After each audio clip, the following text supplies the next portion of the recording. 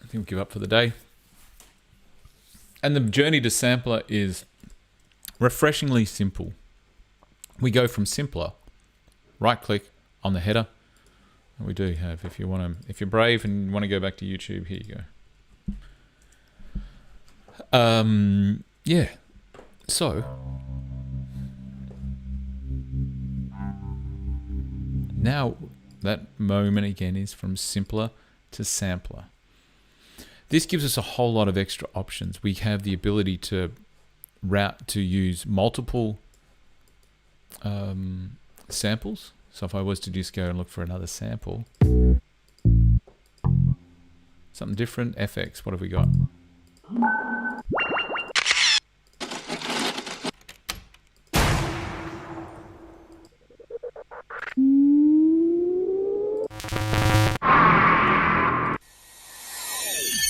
Let's see what that's like. I can drop that in on top, and now I've got multiple samples, all get the same processing. That is a loud sample. Sorry.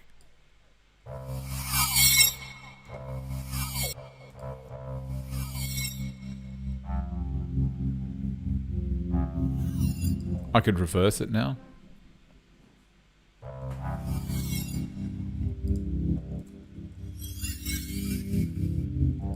Unfortunately, it reverses both samples. So we've got, you can see here, I could actually have this so that the swell rusher, this second sample only comes in above C4.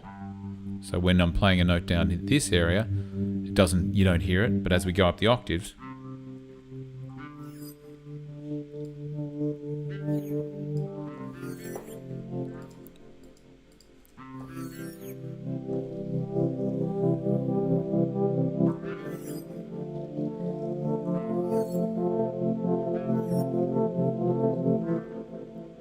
so it gives us a little weird zinging sound over the top. And it's not particularly great, but we're going to, well, I'll leave it there. You've seen how that we can map different samples to different zones on the keyboard. You can either do it by the key that you select on the, whether it's a C4, or we can actually do it by velocity. So if I was to have it like this, we'd only hear that key rusher when I hit above a certain velocity. Now I'm at this velocity. I use the letter C on the keyboard to increase the velocity by 10, or is it V? Sorry. So that way we can create velocity sensitive zones.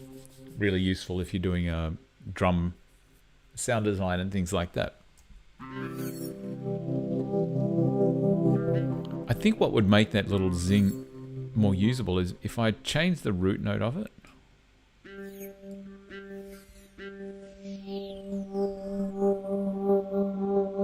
At C8, it's miraculously come in tune with the original piano sample as well, the bass sample.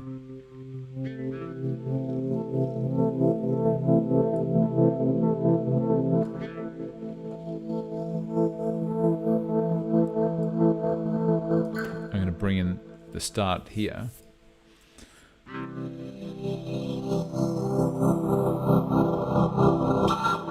We've got a really weird thing happening there.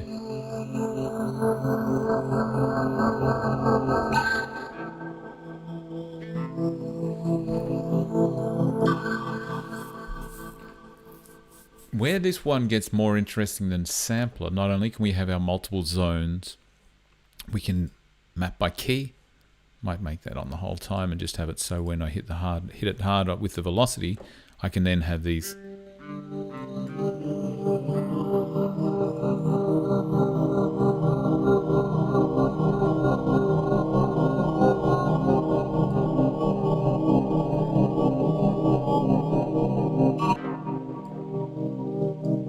It's velocity related. There is one more, this select, but let's not go there right now. And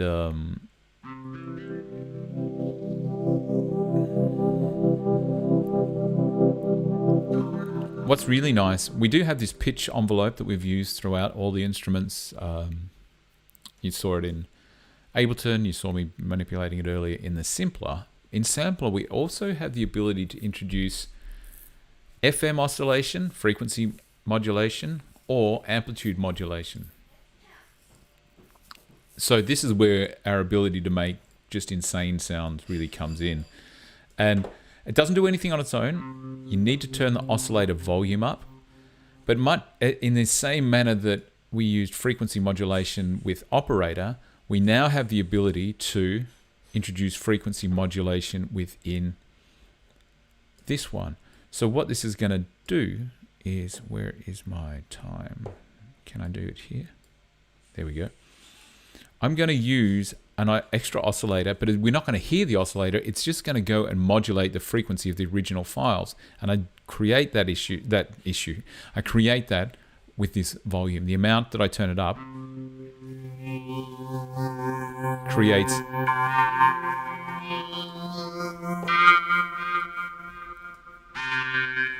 FM modulation. It could be amplitude modulation according to the pitch. These are really experimental parameters, but the FM stuff in particular, when you start to experiment with, I can use any of these sine waves to modulate it, square waves. You get some really nasty stuff quite quickly, and you can adjust the volume, not the volume, but how the tuning of it. So we create high or low.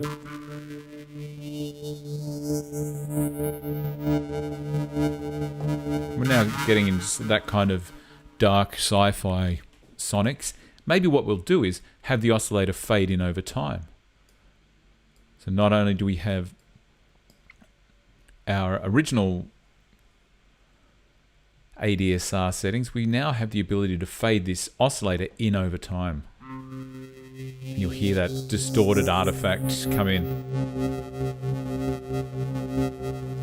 It stays there for the sustain portion. We could have it drop out.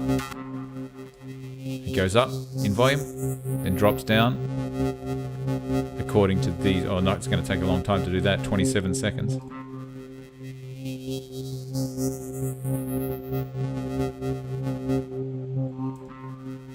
I'll take this down an octave, we could get something interesting. And we could have it stay up, so it always keeps this modulation source.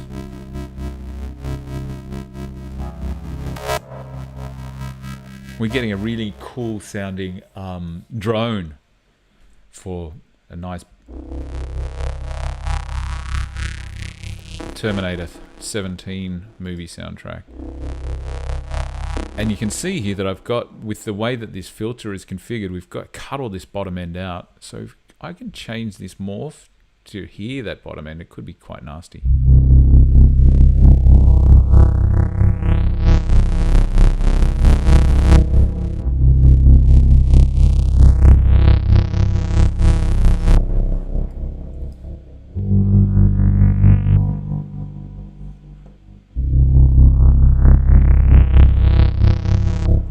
So that pitch oscillator, I'll explain the way it works.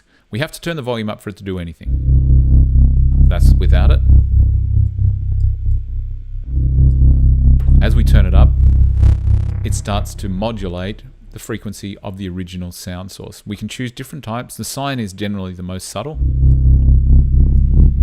We can adjust the pitch of this oscillator.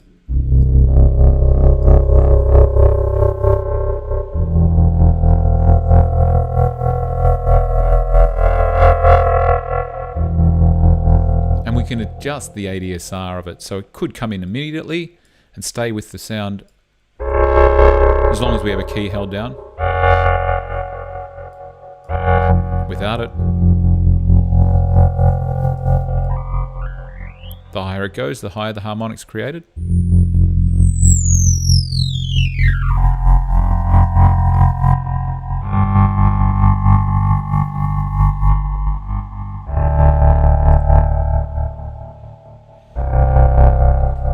So crazy sound design options available through this oscillator and FM synthesis, where it's turning your sampler basically into an FM synthesizer and using any sample as your original sound. In this instance, we use that bass guitar sample, and then using frequency modulation to make crazy changes to it.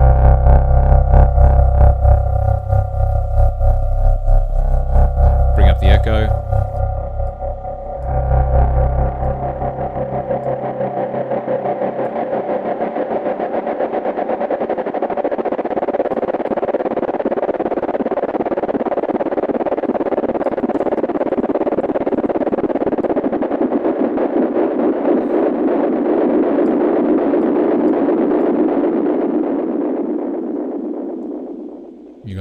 whole soundtrack in this one instrument now. Really cool stuff in Ableton also is the ability, once we've got these things mapped and organized, we can create sample presets. So let's keep it really simple. I'm going to start off and make a really simple preset here. Going to have no echo, very little drive, no tremolo. Aha. Last thing I'm going to do, not last thing, I always say last or next, but anyway, I want to grab this pan. No, I don't need to. I don't need to. I won't even talk about what I was going to do. So I just want to get a simple kind of turning off my FM synthesizer altogether. And I'm going to be naughty. I'm going to add another macro, and I'm going to map that right click, map my volume and my pitch. This is going to be called FM, and then the next one is going to be called FM pitch. This FM should be FM frequency modulation amount.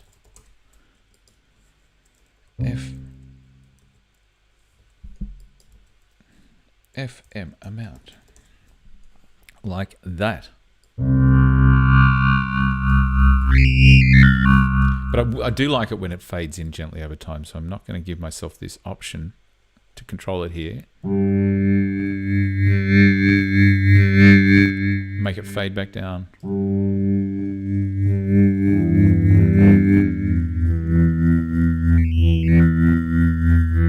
I want to be able to go down to those really low ones, so I might have to click on the map and just set the lowest point for the FM pitch right down to 0. The lowest it'll go anyway.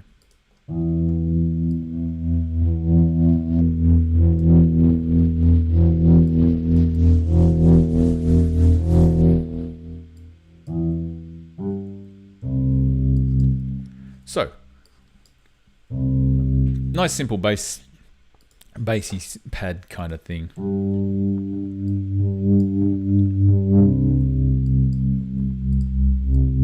I click on the new button, rename this Command R. This is my bass pad. From there, what I love doing is hit the random button. I'll just check all the parameters to make sure my drive wasn't randomized through the roof, but that's cool. This one's gone up pretty high, so that could be a bit nasty before I hit a note. Let's have a listen. Oh, this is good.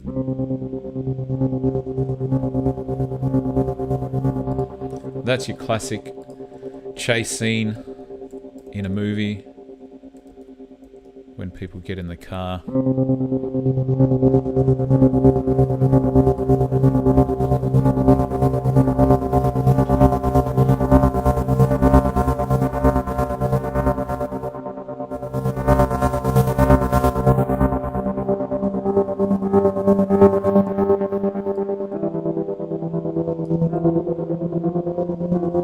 I like that setting now. I'm going to hit update, and that will create another one. Let's try see what else comes out. Randomize. Make sure there's nothing. Drives up at 24. That could be nasty. Oh, we got some really interesting pitch stuff happening in the high octaves. Maybe this could be meaningful if we pitched it up.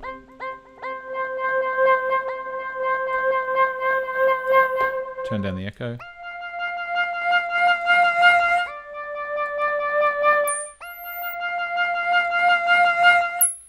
Going to look at my filter to see what I'm doing with it. I want to do the opposite of that. That's what I want to do. Turn down the resonance.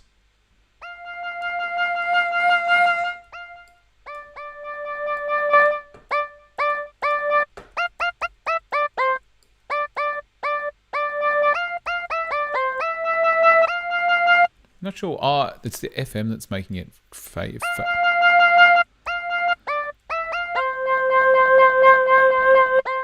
That's a bit weird and unusable, so I thought it would be interesting. I'm going to randomize one more.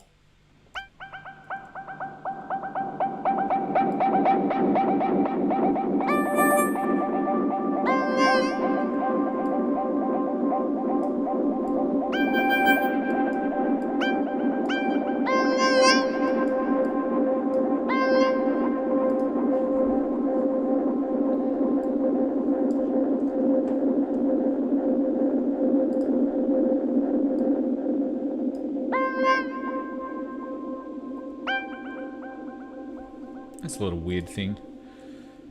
Command R. Weird and high. High. Feeling high and weird.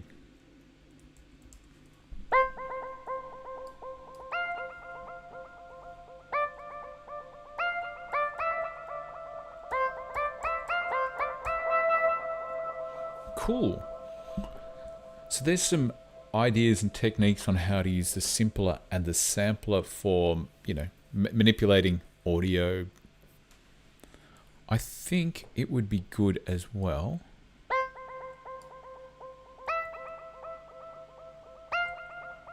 if you are, there's still quite a few people here, so if you're still listening and you're still interested, let's have a look at how we can use samplers to create more realistic drums from very simple drum sources.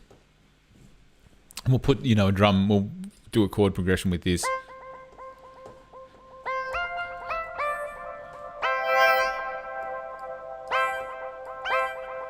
And grab a drum sample and let's see what we can come up with. I'm going to just delete, what was I saying to Louis before? Studio time. Studio time. Let's grab a new track. You can do it by insert MIDI track. And look at grabbing a sample, and we'll use a kick and a snare sample. In the user library, you'll see, oh, it's not there. Where is it? Packs, core. The core library, that's what you should all have installed, will be samples. Drums, let's just look for a nice simple kick. Under K for kick, not S. I want to get a realistic one. I'm trying to go for a realistic, and show you a technique to introduce, and this is suitable for any kind of sampler, but the techniques apply. Oh, that's not a bad little one there. All right, I'm going to grab that one for a start. Turn this off. Drop this into here, and you'll notice when I play a middle C, I am hearing a pitch shifted note.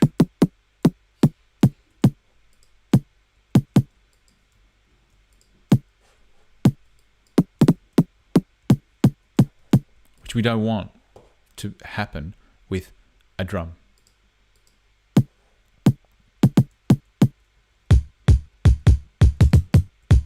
Like that.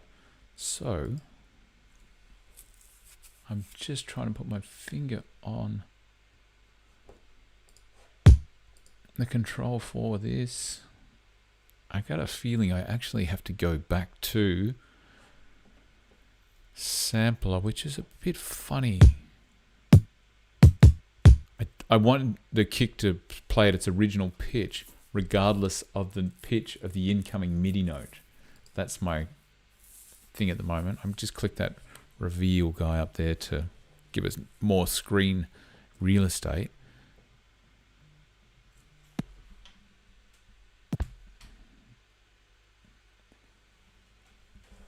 I've got my kick, it's playing. There's a one-shot device here. Where is it gone? One shot.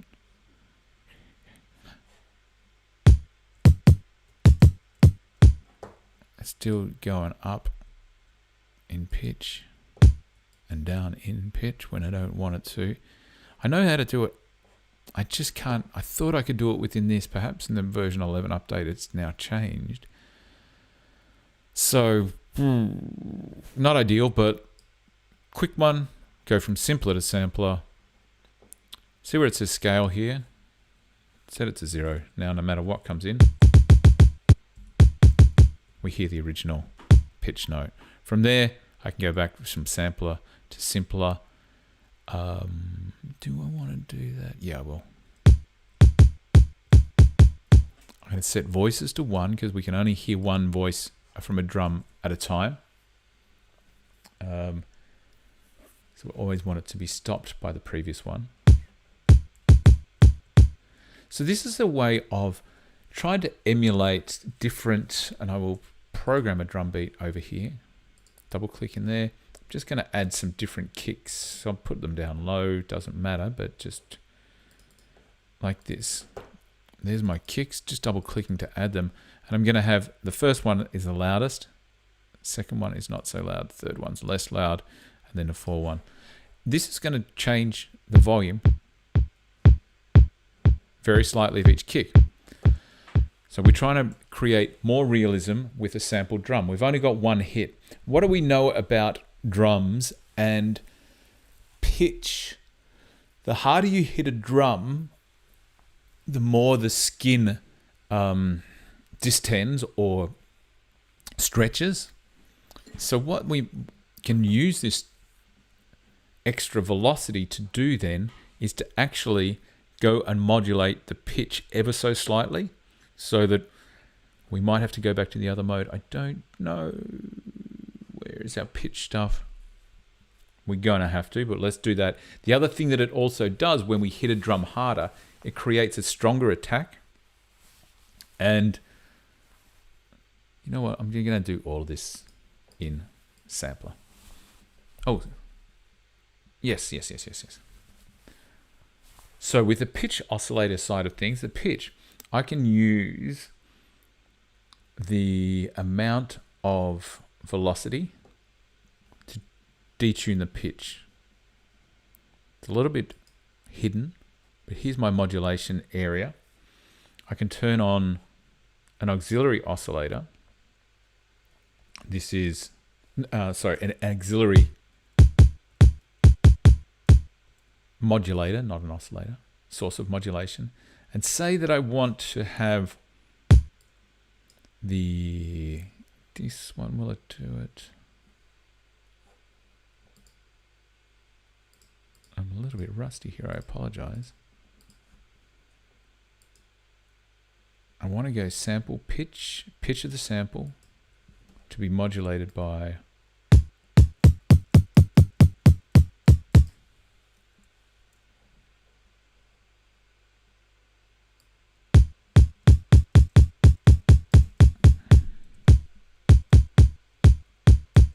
LFO2 will do it, I think. No, it won't. It must be in MIDI. All right, this is it. Velocity, there we go. Bit of a brain fart. Velocity is going to affect pitch. How much it affects it is going to be determined by here. You can hear it now when I play. The harder it hits, the lower it goes in pitch. I don't want it to be really pronounced like this. I just want those first hits to dip really gently in pitch.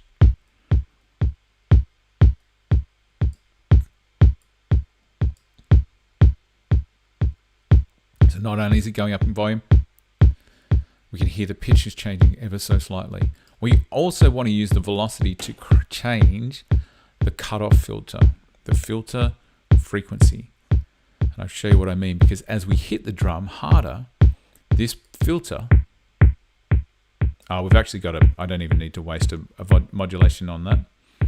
One of these special ones. If we go to the filter window and turn the velocity up, we can hear that the first two hits are quite a bit more treble.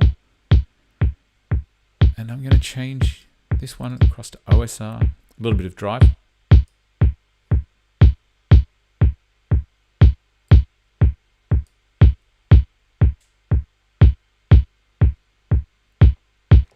So we've got a handful of things going on here.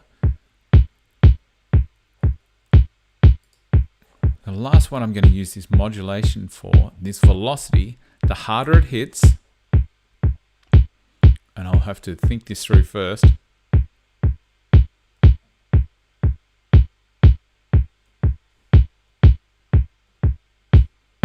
No, it's not the loop start, it's the sample start, sample offset. That's it.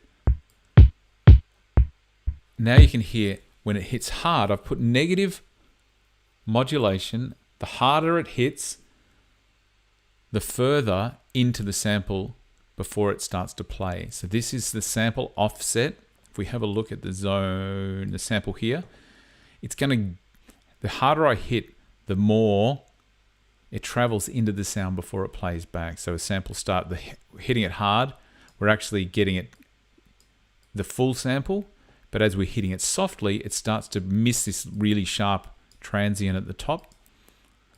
And let's see how much that is going to be. I think this is too much. Let's have a look.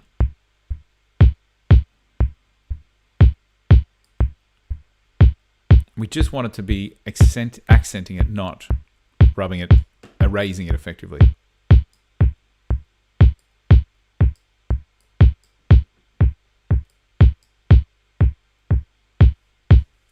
And now we've got quite a realistic kind of kick drum sound where if the drum hits, it modulates the pitch. The harder it hits, the more it modulates it. The sample only begins at the very, very start when we use a very hard velocity. It's negative, so the softer the velocity, the more it cuts into the file, so we don't hear the strong transient at the start. There's a really strong I'm just going to change the velocity.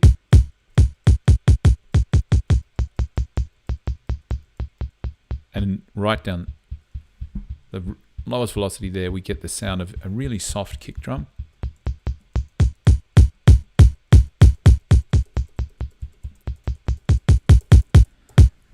So all of those things are to, to emulate the sound of what occurs naturally when you hit a drum. So the things that occur when you hit a drum softly, or the harder you hit it, the deeper it becomes, because the skin has to travel further, so it's a lower frequency vibration. It's higher in amplitude, but you also, because you hit it harder, so it's louder, but it also modulates the amount of treble we have in it. The top end, the harder we hit a drum, the more attack we get, so that's pronounced treble, and that is happening with this velocity to the filter. So the harder we hit, the closer we get to this cutoff frequency. When it's hit softer, especially like this, we're actually modulating it from down here. And as I drop the velocity, there's very little top end.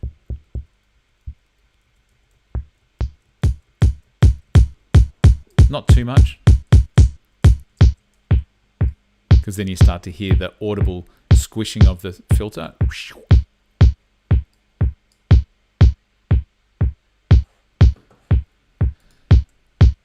So that was a little bit of a bumpy journey getting that set up. So let me just start that process again. To get a kick and a snare, I'm going to look for a realistic snare.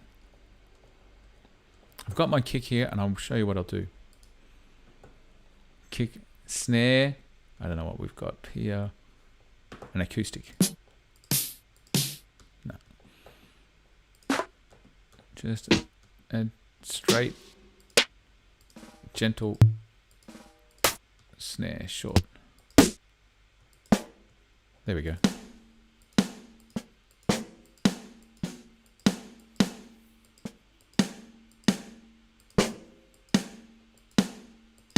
That one will do. That's a really sharp. All right. So I want to put this into a little drum kit. So if I right click here, I can group it to a drum rack. Now this will allow me to program a beat within here and drop different slots, different samples in. For instance, if I grab that 90s heavy rock drum, I can just drop it in there to letter D1, and there it is. Kick, snare. So you really notice here as we get that machine gun sound, which we don't want. We want to have it, although we've only got a single sample, we want to have a more expressive playing experience. Let's go simpler to sampler, and we're going to get in. Let's put the scale to 0. This means that no matter what the pitch of the incoming note, we only hear the original drum sample without it being tuned again. From there, let's go and do the easiest modulation, which straight out of the gate is the filter modulation. Let's choose a non-clean one. A little bit of drive just because it sounds better.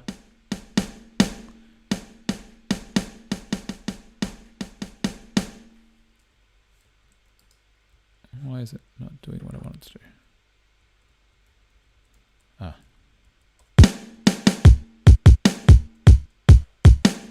Sorry about the clipping.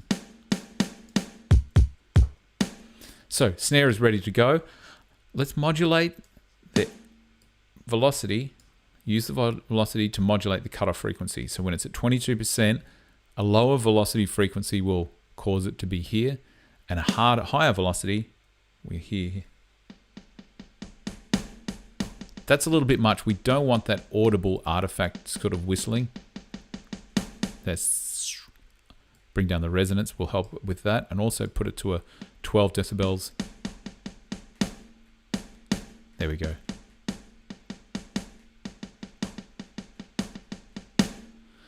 We've got a little bit more variance in it.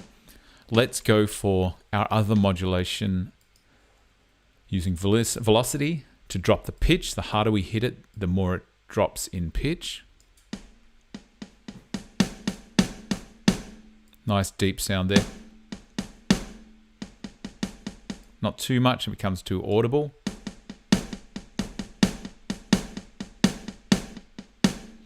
Next thing is, let's use the velocity to change the sample start, the offset.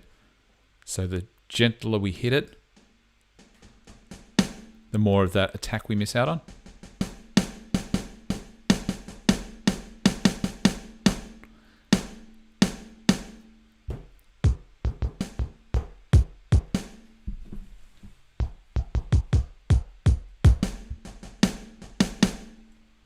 Just what have I got here?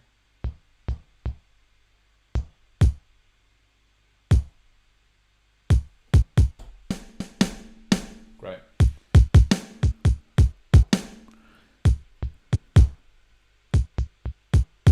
You can hear the kick modulates through it. The harder I hit it.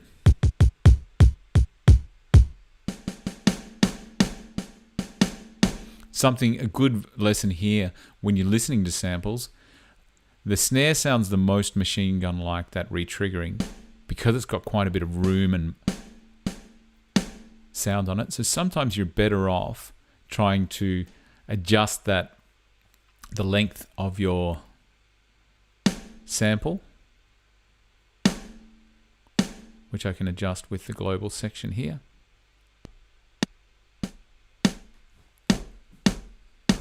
And if you want reverb, perhaps add it after the event, so it will always be a unique reverb.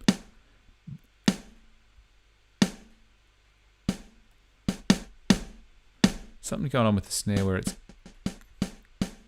re-trigger. What's this? Yeah, okay, that's cool.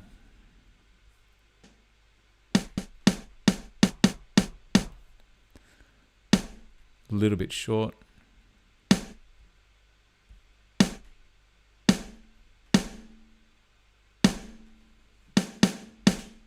You notice on that window there that the volume is modulating the velocity as well, where velocity is getting into that volume. So the harder we hit, the more it changes. We've got the ability to change, use the key to change the length of it as well. So the higher the pitch. Not such an interesting parameter when it comes to percussive sounds though.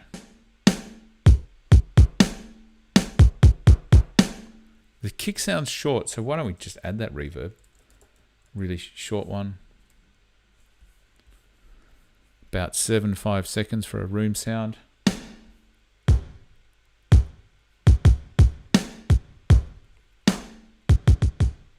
Sounding better.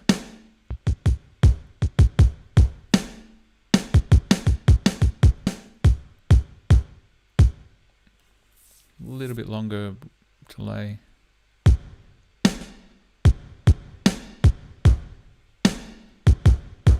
So that's a way of creating more realistic drum sounds.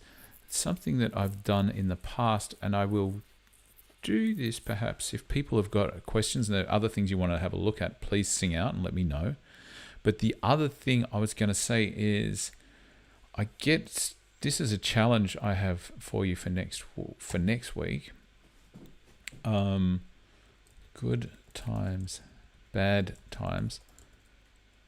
There's an old Zeppelin song called Good Times, Bad Time, and it's got a fantastic groove that comes in the middle of the song. Hopefully I can bring it up on screen. We'll probably get copyright strikes and all sorts of things.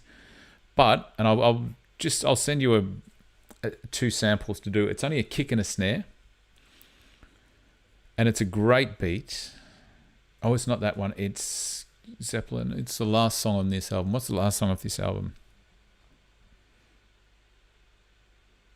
How Many More Times? I knew it was time related. How Many More Times? The drum break. Here we go. Classic drum break. Try to make this with two.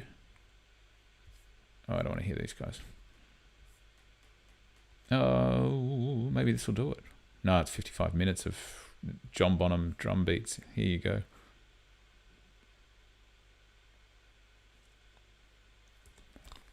It's not what I'm looking for.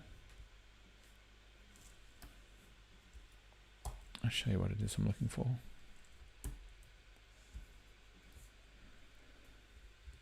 Here we go. How many more times? I don't want to see these guys.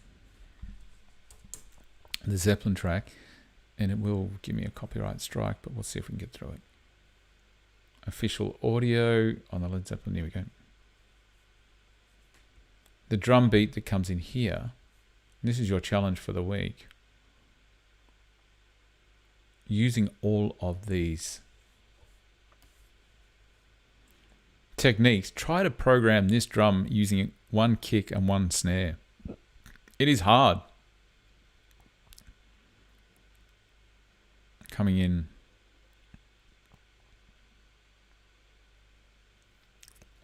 at about this time. Yeah, here we go.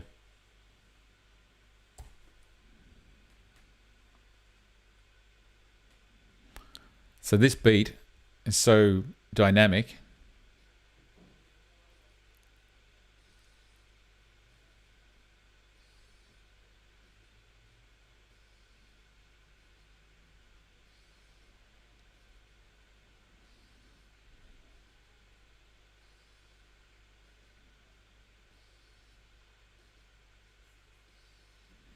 I'll give you a kick, I'll give you a snare, and I'll give you a crash cymbal, and see, using this kind of technique, how you can change the sounds, modulate them and everything, so that you can recreate a realistic drum sound.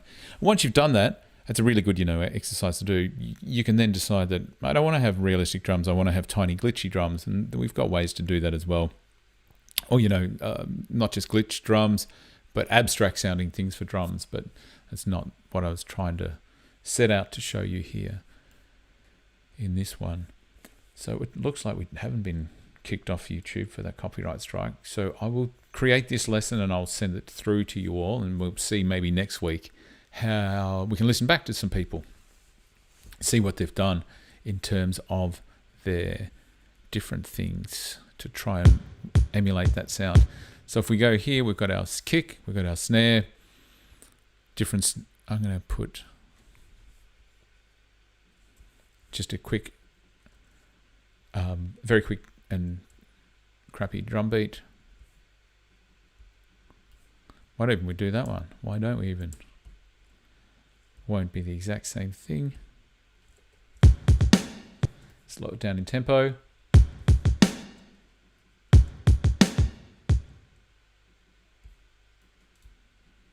This kind of thing.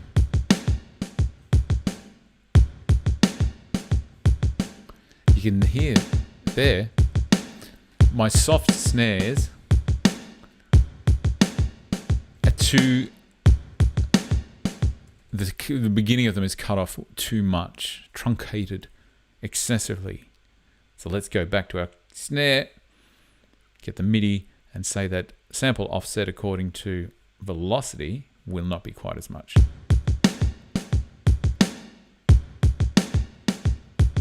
That's pretty cool.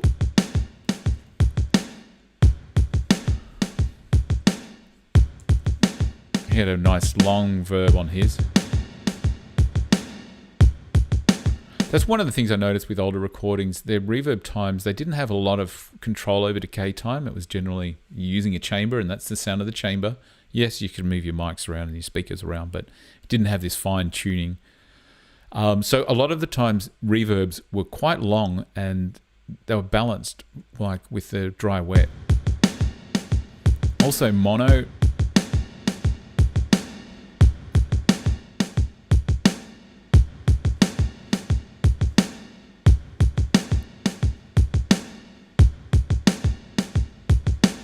Cool. We got some nice stuff going there. That actually, he's got going through it a boom, boom, boom, boom, boom, boom, boom, a snare which is going all the way, and he's accenting certain notes. This is where your drums turn into robotic mush.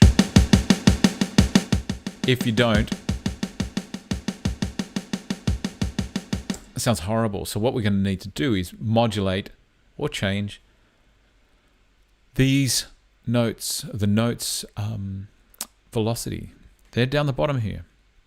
The easiest way to do this is by holding down the command or control key, and you can see that I'm moving them all like that.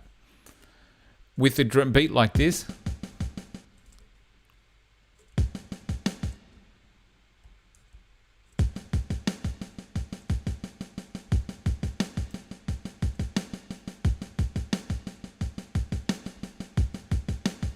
these ghost notes need to be very quiet.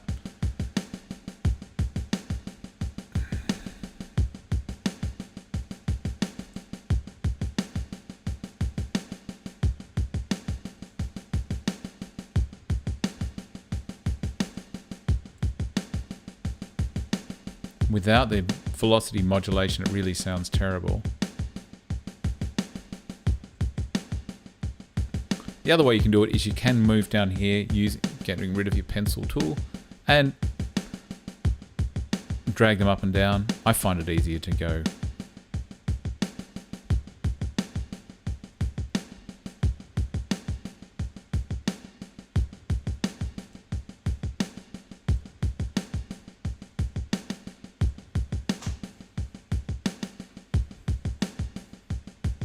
What's the key command to do it your way? I am using holding down command or control. Command on a Mac, PC, it is control.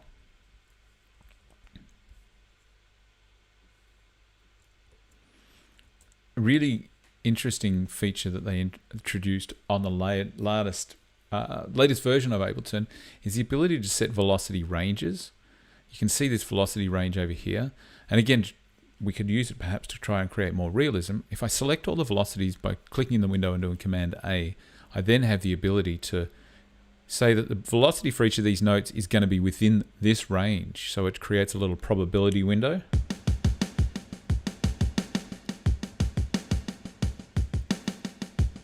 Even if this one's, the maximum velocity is here, with this velocity window,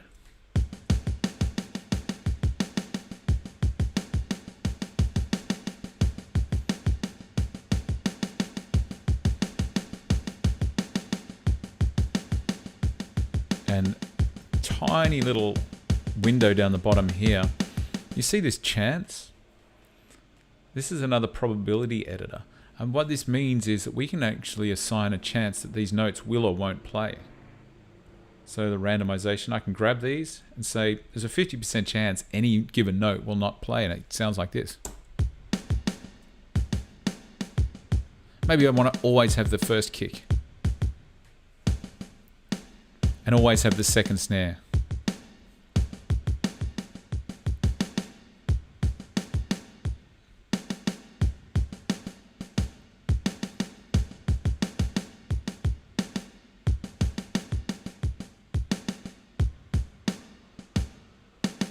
Some really interesting stuff there that you can create variations, random variations, without having to do anything. Depending on the drum beat, depending on what you're trying to do, it could be desirable or it could just be downright annoying, but it is a really interesting thing they've implemented in the latest version. And sometimes I agree that Ableton and their approach to the graphic user interface is not like something like Pro Tools. Pro Tools has controls everywhere, and they're big controls and easy to see. Ableton's aesthetic is about having a streamlined interface, which, when it comes to having it as clean as possible, you can just have nothing. You can turn it all off. And sometimes these little parameters, I just go, oh fuck, guys, come on! You could make it a little bit easier for me to find these controls. So you have all these different envelopes and note expression, different things where we can access it. And this velocity lane and the chance lane. So the velocity lane, you grab a note like this and you pull the velocity. That means it can be either from as loud as that or as quiet as this, and it will randomly generate events within that. Or we could do it the other way, so that this is the minimum, the bottom that we will hear. Let's push that up. Here. There it is. So we could have, that's probably a better way to do it with these notes actually. I might select them all and have the top one being the loudest it will be.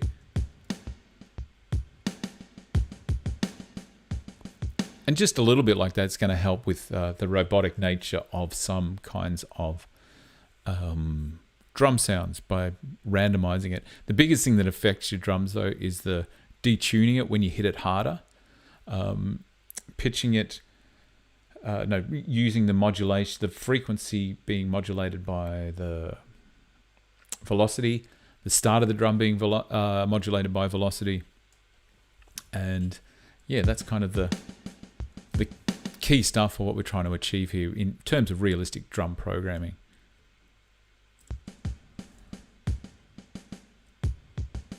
And then the last thing, of course, is the timing. Good times. Bad times. Good time sample editing. I think I've got this already. How many more times? I've got this as a project. So I can share it with you. Samples are not there, but that's okay. The last thing maybe we'll look at then with a drum pattern like this is, I've really gone and screwed myself up. Velocity range, set it to 0. The randomization chance, I'm going to set to 100%, so they always play. The last thing that people perhaps don't play around with enough, and again, tiny little thing in Ableton, the groove pool. This brings up, assuming you don't have anything in the search box, a pool of different grooves that we can use in our song. So this is the groove pool. Currently, I've got none in my my library, in the set I'm working on today. So I can go across here, this little groove button, and say, look at all of these different grooves, and then add them to my song. Rock, slow and smooth. I don't have to drag them in here, but it makes it easier. Swinging eights. So now when I click on that, I can say that I want to change my notes. I want to randomize it and adjust the timing to the groove. I drag it onto here. Now I've gone to a terrible swinging kind of thing. So let's undo that. Slow and smooth rock in 16th. Let's see what that does. It's not bad.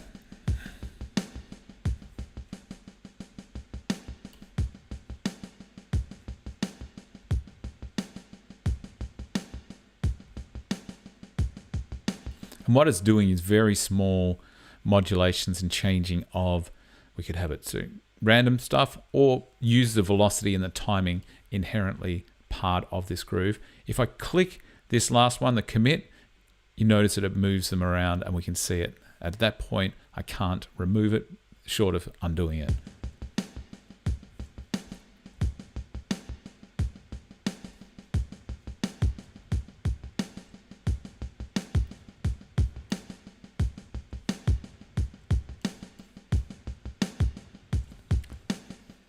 So those grooves are here.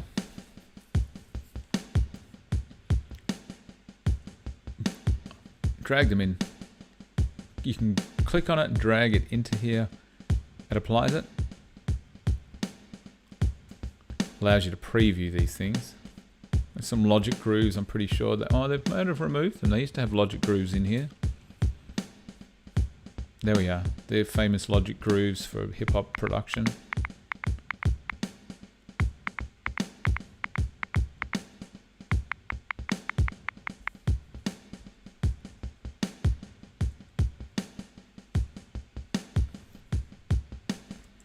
Nice. So that's a way, not only can you use this to conform your drum beats and MIDI files, in Ableton it's really simple to conform an audio file. You would just drag that groove onto the audio file and it will lock it all into that groove as well. So if you had an audio file like this, all you need to do is drag on the groove and it goes and moves all the transients around, trying to make my studio time. Not a good example, but you get the idea, I'm sure. So I do have a how many more times thing here. I'm gonna set, I'll send that through to you today. I'll do that as a little challenge and see what we can come up with for next week.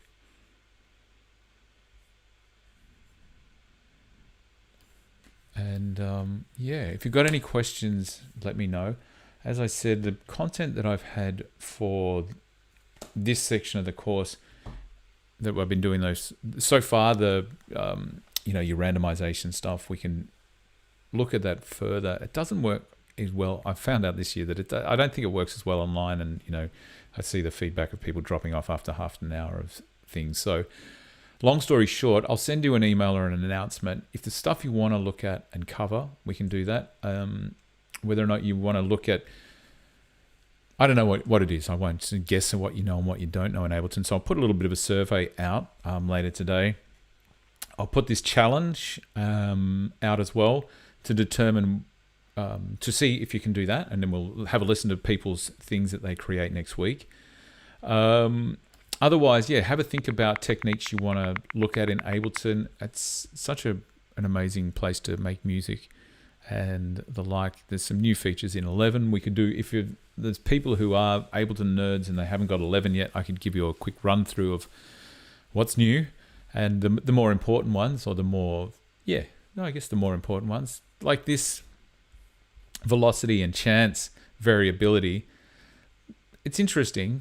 I don't know how much I've used it though so far. In fact, I can tell you, I haven't used it at all, but there's a lot of new changes, so it's hard to know. One of the big changes is the ability to edit audio in groups now. It seems strange compared to Pro Tools and stuff like that, but you could never edit a drum kit in Ableton. Now you can. It was never their bag. It's always been about experimental sound recording. If you want to record an orchestra or a drum kit, this isn't your go-to application. But if you want to, it's really good for songwriting and stuff like that. So I'll stop talking. If you've got questions, sing out. I'll hang around for a minute. Otherwise, we'll finish up there for the day. Sorry once again for the messing up on the start. Yeah, Sasha, I will let that go. Thanks, Ethan. I will set that up for you, Sasha, straight after this, along with all these other things that I'm going to do. And yeah, I'll see you real soon.